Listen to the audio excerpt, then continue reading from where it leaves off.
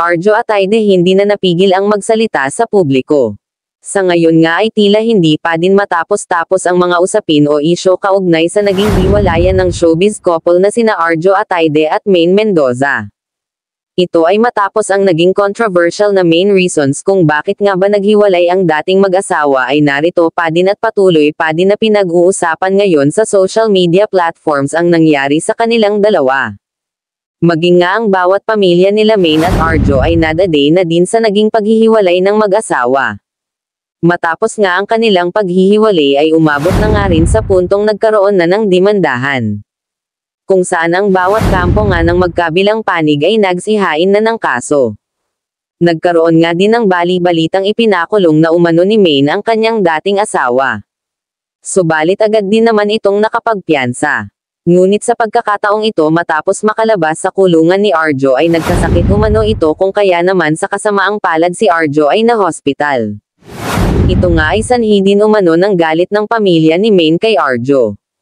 Sa kabilang banda nga ay tila hindi nga makapaniwala ang mga netizens na nagawa ng pamilya ng aktres ito kay Arjo. Sa isang banda ay hindi mo nga din daw maaaring sisihin ang pamilya ni Maine dahil nga sa ginawa nito dito. Nagawa din umano ito ng aktres sa sobrang galit at sakit na nadarama nito. Naging topic din sila sa social media kung saan nga ay naging trending ang mga ito.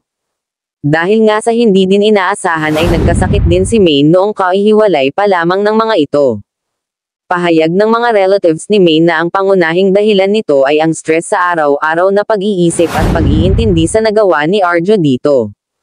May naging usap-usapan nga din na buntis umano ang aktres.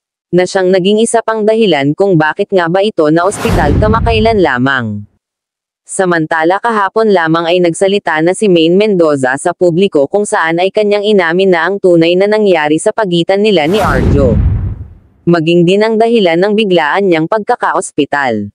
Sa pahayag nga ni Maine na tunay nga ang bali-balita na kumalat patungkol sa kanilang mag-asawa, at inamin na din ni Maine na siya nga ay buntis na sa ngayon. Subalit huli na nang malaman niyang siya ay nagdadalang tao at magiging ama na pala si Arjo.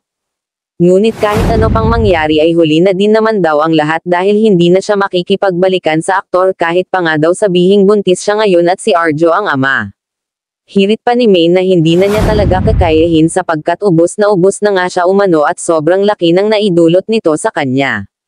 Sobra na umano siyang nagpasensya dito subalit wala na siyang magagawa maging ang relatives ni Arjo kundi tanggapin na lamang kung ano ang nangyari sa kanilang dalawa.